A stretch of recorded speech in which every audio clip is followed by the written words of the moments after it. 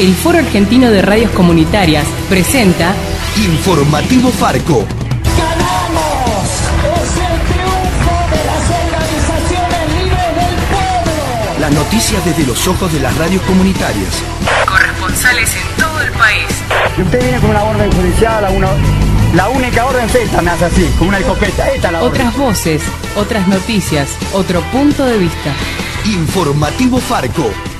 Hola Argentina, muy buen día, ¿cómo están? Bienvenidas, bienvenidos a esta producción informativa nacional del Foro Argentino de Radios Comunitarias, este noticiero que hacemos en red, las radios comunitarias del país, contándoles a todos ustedes las noticias desde nuestra propia mirada. Los invitamos a compartir nuestra única edición de hoy miércoles 20 de enero de 2016.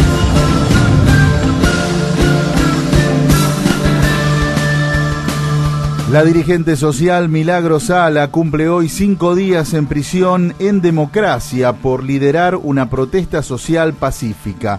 El reclamo por su liberación ya se extendió a nivel mundial, ya que fue solicitada por la reconocida organización Amnistía Internacional. Esta entidad asegura en un comunicado que se trata de un caso de criminalización del derecho a la protesta y a la libertad de expresión. En declaraciones a Informativo Farco, la directora ejecutiva de Amnistía en nuestro país, Mariana Belsky, aseguró que Milagro Sala está presa por pensar distinto al gobierno y que por eso exigen su liberación. Básicamente que se garantice la integridad física de Milagro Sala y se ordene su liberación, que se ponga fin a la persecución a ella y a las organizaciones que ella lidera, y que las autoridades provinciales le concedan una reunión, obviamente, a ella y a los organizadores para entablar un diálogo y resolver esta situación, ¿no? Y en último lugar, lo que pedimos es que no se utilicen las leyes penales justamente para intimidar y amenazar a las organizaciones sociales y silenciar los reclamos. A esta persona se la puso presa porque piensa distinto a como piensa el gobierno.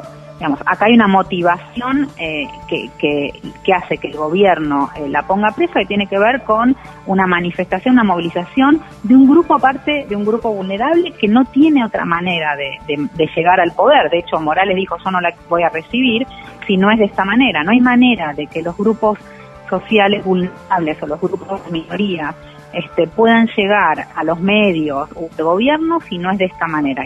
Declaraciones a Informativo Farco de la directora ejecutiva de Amnistía en nuestro país, Mariela Belsky.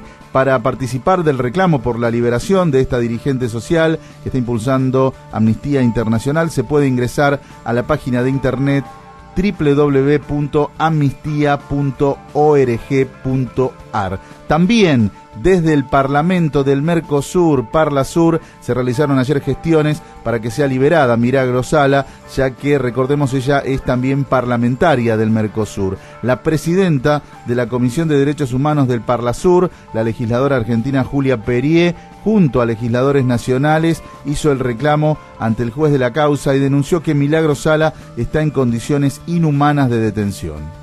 En virtud de lo que sucedió ayer en la cárcel cuando estuve visitando a Milagro, viendo las condiciones infrahumanas en las que está detenida, viendo que me dejaron conversar con Milagro ante la presencia de 2 policías, cosa que no se ha visto desde la época de la dictadura, no nos dejaron solos ningún minuto.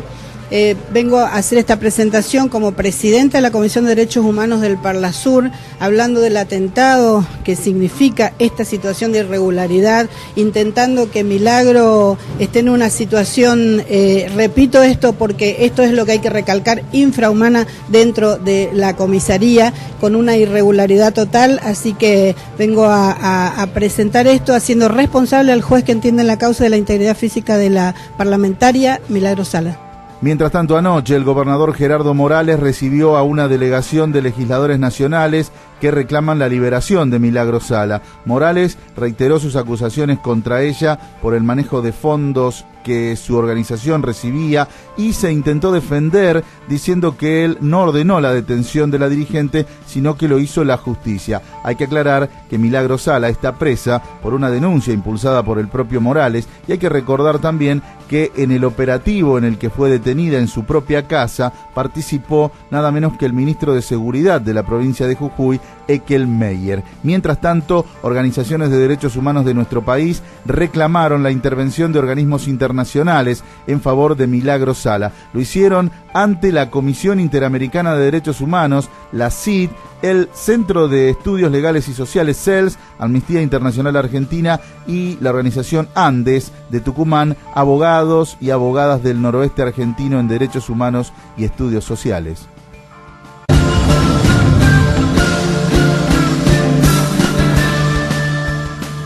El gobierno nacional aumentó a más del doble el monto de la coparticipación que recibe la ciudad de Buenos Aires. Se trata del distrito más rico del país, que hasta ahora recibía el 1,4% del total de fondos que el Estado Nacional reparte entre las provincias. Ayer, mediante un decreto firmado por el presidente Mauricio Macri, el jefe de gabinete Marcos Peña y el ministro de Hacienda y Finanzas Alfonso Prat-Gay, la ciudad de Buenos Aires pasará a recibir el 3,75%, es decir, más del 150% más de coparticipación. Esta decisión del gobierno nacional se da a pocas horas de que se aprobara el traspaso de la Policía Federal a la ciudad de Buenos Aires. El jefe de gobierno porteño, Horacio Rodríguez Larreta, intentó minimizar este beneficio que recibe su ciudad, argumentando que son fondos para financiar ese traspaso.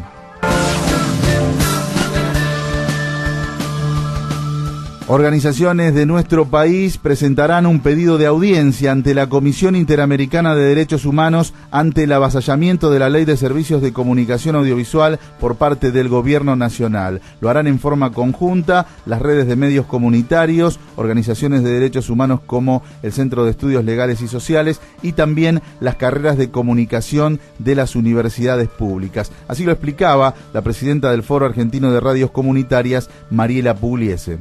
La presentación ante la Comisión Interamericana de Derechos Humanos en realidad es un pedido de audiencia. La hicimos varias organizaciones de la sociedad civil que estamos involucradas y que hemos estado involucradas en la lucha, por un lado, al principio por la Ley de Servicios de Comunicación Audiovisual y ahora, por supuesto, en la defensa de su vigencia o, en todo caso, de la discusión de una nueva ley, pero definitivamente la presentación se hace pidiendo una intervención de la comisión en relación a los decretos que lo que han hecho es avasallar la ley y violado procedimientos democráticos, que eso es lo que nos preocupa enormemente.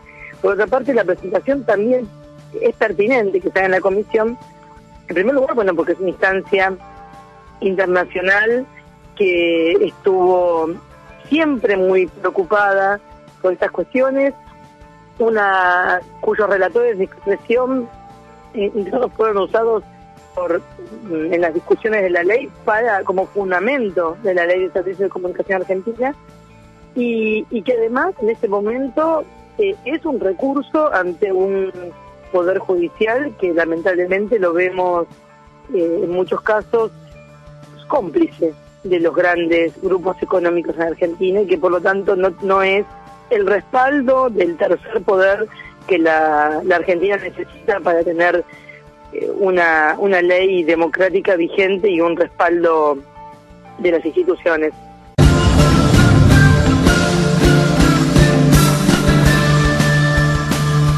Los despidos y suspensiones que se iniciaron en el Estado Nacional ya se extienden al sector privado. Los trabajadores de los tradicionales alfajores marplatenses Habana denunciaron 400 suspensiones que, según la empresa, se deben a la mala temporada turística. En declaraciones a nuestros compañeros de FM de La Azotea de Mar del Plata, el delegado Facundo Igarza dijo que es algo que no se vive desde el año 2001. Los trabajadores temporarios trabajamos en la temporada estival, de lo que va de noviembre a abril, de manera más o menos regular, y lo cierto es que de mayo a octubre entramos en la lógica de las suspensiones, ¿no?, en función de la demanda mayor o menor de trabajo. Suele ser así, lo que no es algo habitual, que pasa por primera vez desde el 2001, en palabras de la misma gerencia de la empresa, es una suspensión en pleno enero, lo cual te imaginarás que no se nos da preocupación a todos, porque no es habitual que uno en enero, lo que se supone la temporada alta, cuando más trabajo hay, cuando uno planifica sus ingresos en función de ese trabajo, nos quedamos suspendidos de buenas a primeras. Así que la suspensión se ve de manera sorpresiva y el aviso fue de manera sorpresiva para todos los trabajadores, incluyéndonos en el cuerpo delegado de la empresa. Serios cuestionamientos recibieron los abogados propuestos por el gobierno para ocupar la unidad de información financiera. Fue en la audiencia pública realizada ayer en la que organizaciones y particulares podían presentar apoyos o impugnaciones para su designación. Los propuestos para este organismo encargado de combatir el lavado de dinero son el abogado Mariano Federici, que trabajó para el Fondo Monetario Internacional, y la abogada María Eugenia Talerico, quien defendió a ejecutivos del banco HSBC acusados justamente por lavado de dinero. Aunque los postulados también tuvieron apoyos, recibieron varios cuestionamientos porque pasarán a ocupar un organismo que se debería encargar de combatir lo que hasta ahora ellos defendían. Así lo expresaron varios de los expositores en la audiencia de ayer, como por ejemplo el director ejecutivo del Centro de Investigación y Prevención de la Criminalidad Económica, Agustín Carrara, y el director del Centro de Economía Política Argentina, Hernán Letcher. Nosotros hemos impugnado las candidaturas de ambos profesionales por entender que existe un conflicto de intereses tan alevoso y tan manifiesto como también insuperable. Fundamentalmente porque lo que pasa cuando uno ve todo el grupo de profesionales que pasaría a integrar las primeras líneas de la unidad es que las personas que hasta ahora se han desempeñado como defensores de personas físicas y empresas acusadas por lavado de activos en distintas instancias, judiciales, administrativas, van a pasar a integrar el organismo encargado de controlar esos mismos actores y esas mismas actividades. Federici se ha desempeñado como consejero externo de la Fundación FINIC, cuyo titular es Juan Félix Mactó, que ha sido litigante contra la propia UIF. Talerico, insisto, es abogado o ha sido abogada patrocinante del HSBC en al menos 3 causas de queja ante la Corte Suprema por las irregularidades detectadas por el organismo de control relacionadas con el mencionado banco. El HSBC, vale la pena también recordarlo, es la entidad financiera acusada de haber permitido la fuga de 3.500 millones de dólares a través de 4.040 cuentas en el exterior en Suiza. Digamos que tras esta audiencia, ahora es el Ministerio de Justicia el que debe decidir si estos dos abogados, Mariano Federici y María Eugenia Talerico, que defendían a empresas acusadas de lavado de dinero, pasarán a ser los principales responsables de combatir ese delito.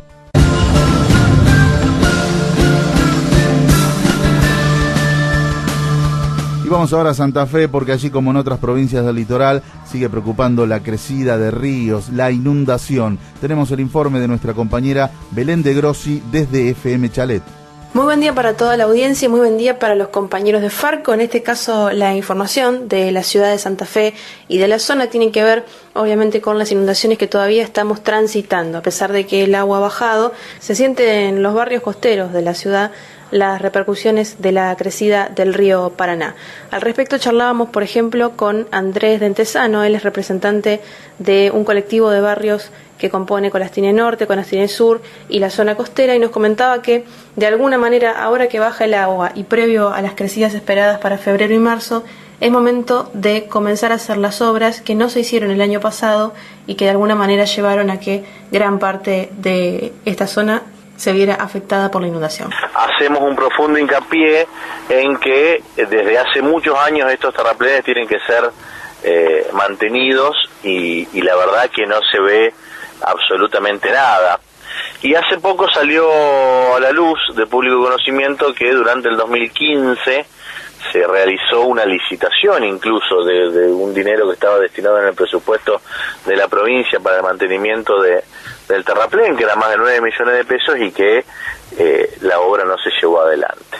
Quienes también están haciendo hincapié en las obras preventivas o en las medidas preventivas son los concejales de la ciudad de Santa Fe, en este caso los del bloque opositor, que además de pedir informes acerca del estado de las distintas defensas, también están pidiéndole a la municipalidad que profundice su campaña contra el dengue, una amenaza que ya sabemos que en algunas provincias del país se ha extendido en las últimas semanas y que en la ciudad de Santa Fe y en la provincia de Santa Fe no nos es ajena. Nosotros estamos pidiendo que el Estado municipal, a través de su Secretaría de Salud, implemente un programa que está basado en todas las recomendaciones que hace la Organización Mundial de la Salud, teniendo en cuenta que por el fenómeno del Niño, el dengue en nuestra provincia atacó con mayor virulencia en los meses de marzo y abril. Y uno en salud no puede hacer futurología, lo que puede hacer es tomar medidas de prevención para evitar que esto suceda nuevamente. Como les comentaba entonces, ha comenzado a bajar el agua por lo menos por parte del río Paraná. Sin embargo, como bien lo marcan los vecinos de la zona y los especialistas de los distintos institutos que hemos consultado en los últimos días, para febrero y marzo se esperan las crecidas más altas del río, por lo que es ahora el momento de realizar todas aquellas obras que no se hicieron durante el año pasado y que puedan asegurarle a los vecinos de la zona costera y de toda la ciudad de Santa Fe que podamos tener los próximos meses en paz. Reportó para FM Chale para el informativo Farco, Belén de Grossi. Y seguimos hablando de la mala temporada para el turismo en nuestro país. Ayer les contábamos el panorama desde Villa Carlos Paz. Ahora vamos a Cosquín con el reporte de nuestra compañera Emilce Romero Gilman desde Radio Inédita. Muy buenos días para todos los oyentes y los compañeros del Foro Argentino de Radios Comunitarias. A pesar de la necesidad de que los números oficiales sean positivos para seguir promocionando a Córdoba como uno de los destinos turísticos más elegidos, tanto entidades provinciales así como privadas acuerdan en que la primera quincena de enero en el Valle de Punilla muestra resultados poco favorables. Los que tenemos muchos años en turismo, sabemos que el periodo vacacional luego de las elecciones de un año electoral siempre son igual que este. La gente se retrae un poquito a realizar algún tipo de gasto, se fija mucho más o por lo menos tiene alguna otra cautela que a lo mejor antes no la tenía y se empieza a soltar de a poco, lo cual lo estamos viendo también ahora en la segunda quincena y también para la primera quincena de febrero, que viene bastante bien en las reservas. Pero como te digo, creo que a nivel general, no solamente en la provincia de Córdoba, sino a nivel nacional, fue un poquito lerdo el arranque de las vacaciones, pero que hemos terminado una primera quincena con un saldo positivo, lógicamente, y creemos que vamos a tener un cierre de temporada que va a tener un resultado positivo, independientemente de que después, habrá que trabajar durante todo el año también para paliar un poco esta ausencia de un gran número de turistas que no han llegado a la provincia de Córdoba, puntualmente a Villa Carlos Paz. Consultado sobre los condicionantes que determinan el actual estado de situación turística en Córdoba, Sebastián Boldrini, secretario de Turismo de Villa Carlos Paz, reconoció que las medidas económicas del gobierno nacional y otro conjunto de situaciones marcan a un turismo más cauteloso a la hora de planificar el descanso. Las medidas, el año electoral, no hay que dejar de mencionar Brasil y otros destinos, es decir, nosotros solamente en la provincia de Córdoba tenemos, por la Agencia Córdoba Turismo y del gobierno provincial, alrededor de 150 destinos turísticos, lo cual no dejan de ser todos competidores y si bien uno trata de aunar esfuerzos con muchos municipios, la gente hoy, el turista se reparte mucho. Ha cambiado la modalidad de hacer turismo, ya quedan pocos aquellos que vienen y alquilan casas o departamentos por 15 o 20 días. Desde Radio Inédita en la ciudad de Cosquín para el informativo Farco, reportó Emilce Romero Gilman. Las radios comunitarias argentinas ya tienen su propia agencia de noticias en internet. agencia.farco.org.ar.